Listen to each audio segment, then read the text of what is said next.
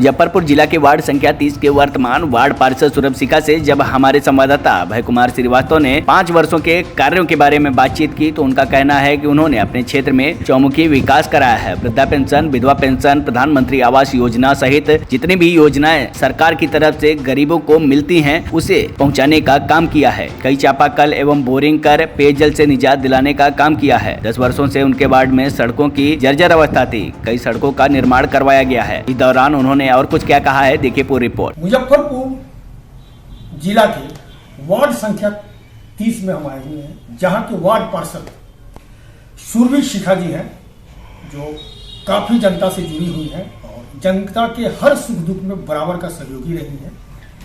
हर काम को अंजाम दिए हैं, जनता के लिए काफी लड़ाइयां लड़ी हैं।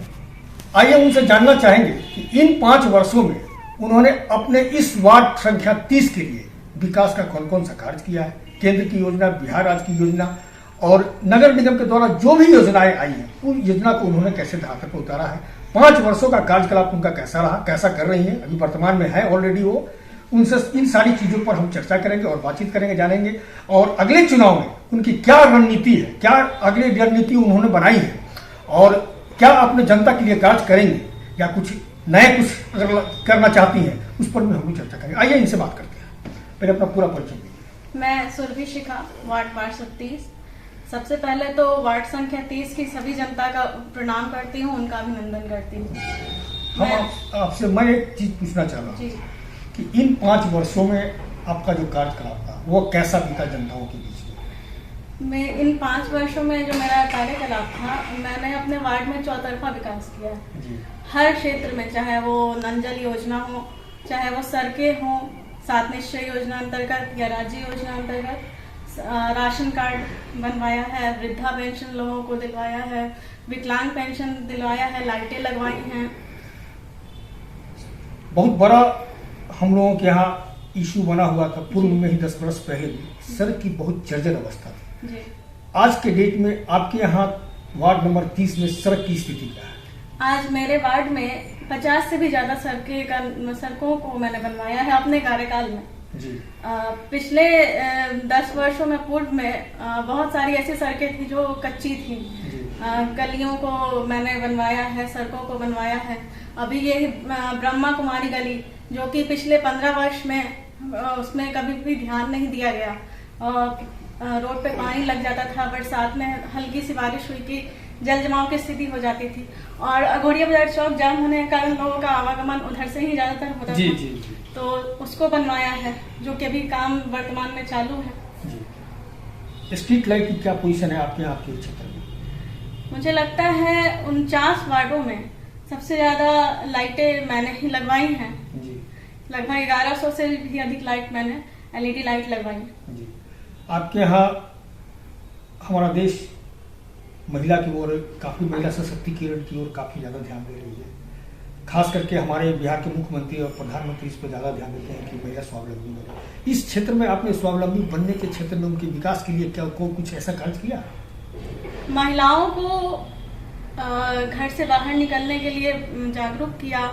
उन महिलाओं से संपर्क करती रहती हूँ मैं, उन्हें बच्चियों को पढ़ाने के लिए मोटिवेट करती हूँ, बताती हूँ उन्हें कि आजकल पढ़ाई का क्या महत्व है। आपकी बेटियां अगर पढ़ना चाहें तो उन्हें आगे पढ़ाइए।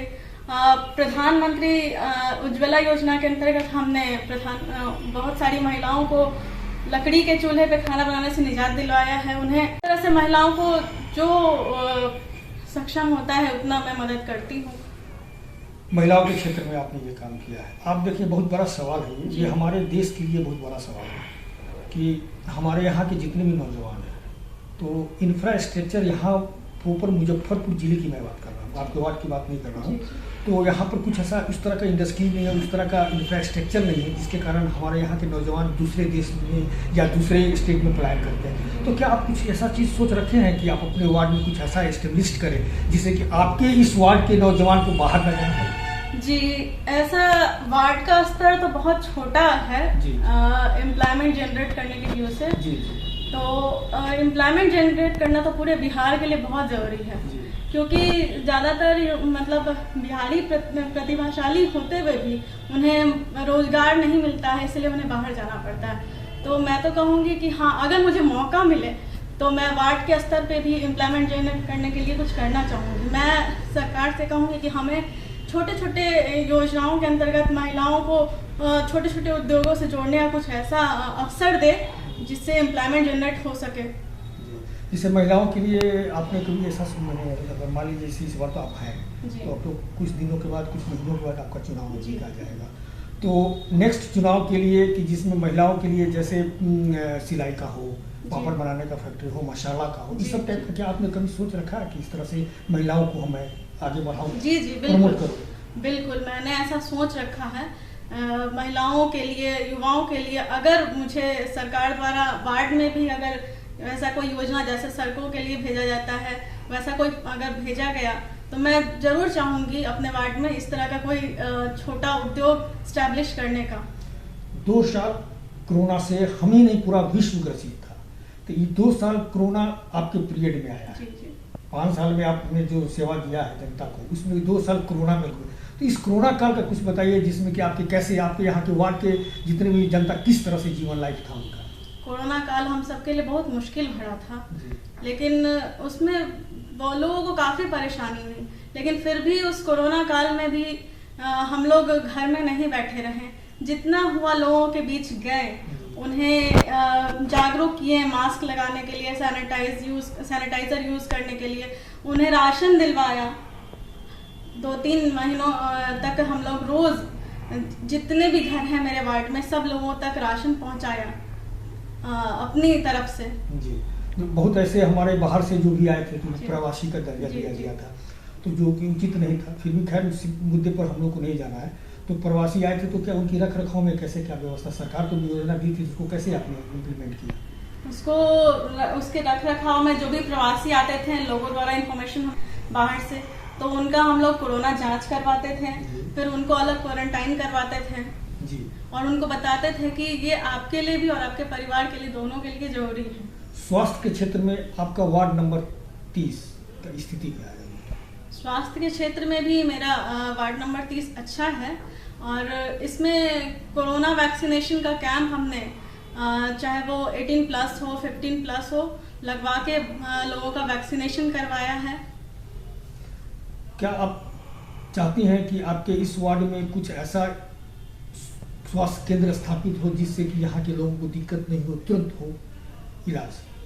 जी मैं बिल्कुल चाहती हूँ कि एक स्वास्थ्य केंद्र स्थापित हो मेरे वार्ड में, जिसमें कि फैसिलिटीज़ अवेलेबल हो। जो गरीब जनता है हमारी, जो कि सक्षम नहीं है अपना महंगा इलाज करवाने में, ऐसा कोई सरकार से मैं चाहूँगी, उनसे निवेदन करती हूँ आपके माध्यम से कि वैसा कुछ वार्ड स्तर पे भी मेडिकल सुविधा दे। मोहल्ला क्लिनिक वगैरह बाहर के राज्यों में जैसे चलता है वैसा हम लोग को भी कुछ अवेलेबल कराएं। प्रधानमंत्री आवास योजना, जी जी, वृद्धा पेंशन, जी, विधवा पेंशन, अंत्योदय योजना, प्लस जो कार्ड बनता है राशन से जुड़े हुए जो मसले होते हैं, अक्सर सुना गया है कि बिचौलिए के माध्यम से उस कार्ड को बनवाया जाता है या इंदिरा आवास दिया जाता है, तो जिसमें जनता को काफ़ी शोषण किया जाता है। तो क्या आपके क्षेत्र में इस तरह का? जी नहीं, बिल्कुल नहीं। मैं हमारे वार्ड में ऐसा कुछ नहीं है। मेरा वार्ड मेरे कार्यकाल में बिल्कुल भ्रष्टाचार मुक्त रहा। आप चाहें तो हमारी जनता के बीच जा करके इसका आप रिव्यू ले सकते हैं। हमारे वार्ड में फेज़ 3 अंतर्गत प्रधानमंत्री आवास योजना का 50 लोगों का लिस्ट में नाम लिस्टेड किया गया है। उनको बहुत सारे लोगों को दिलवाया भी गया है, और उनका बहुत सारे लोगों को पेपर जमा है। और जो फिर आने वाले समय में उनका मतलब फेज़ 3 के अंतर्गत ही उनका पैसा मिल जाएगा। उसमें 1 रुपया भी, चाहे वो राशन कार्ड हो, चाहे वो प्रधानमंत्री आवास योजना का हो, किसी को भी 1 रुपया नहीं लिया गया किसी से भी। तो कोई भ्रष्टाचार नहीं। तो कैसे व्यक्ति को आपने दिया है? नीडी को दिया है या पक्का वाले को दिया है? जी बिल्कुल, हमने नीडी को दिया है, जिनके पास खाली जमीन है, जो गरीब हैं, और राशन कार्ड भी उन्हीं लोगों को मिला है जिन्हें जरूरतमंद है, जिसका हमने पूरा वेरिफिकेशन किया। वेरिफिकेशन करके ही उन लोगों को बिल्कुल, और निगम द्वारा भी इसका वेरिफिकेशन किया गया। अच्छा, जैसे हमारे यहाँ आप देख रहे हैं कि पूरे मुजफ्फरपुर माध्यम से आप बताना चाहती हैं कि हमने ये सोच रखा है। हमारा मुद्दा तो हमेशा विकास का ही रहा है। जी। हम जब पिछली बार भी अपनी जनता के पास गए थे तो विकास का मुद्दा लेकर ही गए थे। चाहे वो लोगों को पानी की समस्या थी तो हमने पानी का पाइपलाइन अपने वार्ड में करवाया। गर्मी में लोगों को बहुत परेशानी होती थी पानी की, और हम आने वाले समय में मेरा मुद्दा सिर्फ विकास का ही रहेगा। गर्मी का मौसम आ रहा है जी। पेयजल की क्या स्थिति है?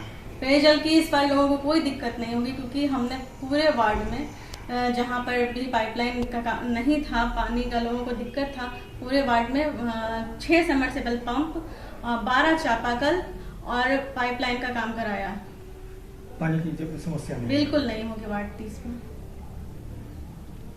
इस बार चुनाव लड़ेंगे। जी जी। तो आप अपने ग्रामीणों को क्या कहना चाहती हैं? मैं अपने वार्ड वासियों को यही कहूंगी कि आप लोगों ने जो मुझ पे विश्वास किया है, मुझे अपना आशीर्वाद दिया है, वो आशीर्वाद और विश्वास फिर से बनाए रखिएगा और अपना वोट दीजिएगा। हाँ। इस बार चुनाव में जनता यहाँ की आप ही को वोट क्यों करेगी? क्योंकि हमने काम किया और मुझे अपने काम पर विश्वास है। इसी आधार पर? जी बिल्कुल। गरीबों के सुख दुख में कितना आप सहयोग? गरीबों के सुख दुख में भी हमेशा ही हम खड़े रहते हैं। जब भी कोई मेरे पास वार्ड से संबंधित चाहे या फिर कुछ अपनी समस्या अलग से उनका पर्सनल समस्या रहता है, वो भी लेकर के आते हैं, मैं उनके लिए भी खड़ी रहती हूँ किसी भी समय। इस बार का चुनावी वादा क्या रहेगा ग्रामीणों के लिए? इस बार का चुनावी वादा मेरा विकास का ही रहेगा, चाहे वो जिस भी क्षेत्र में हो। हमने काम किया है और काम करेंगे।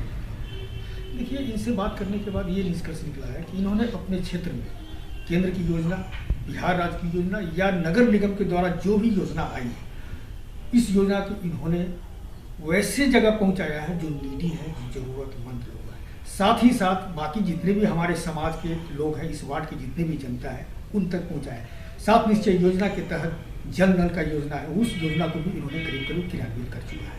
अब आने वाला वक्त बताएगा कि जनता किस ओर मुख करती है, और इनका विश्वास है कि मैंने काम किया है और काम के आधार पर जनता हमें फिर इस बार जहां है वहीं पर रखेगी। तो ये आने वाला वक्त बताएगा। सहयोगी के साथ Abhay Kumar Srivastava, TV 1 India news, Muzaffarpur.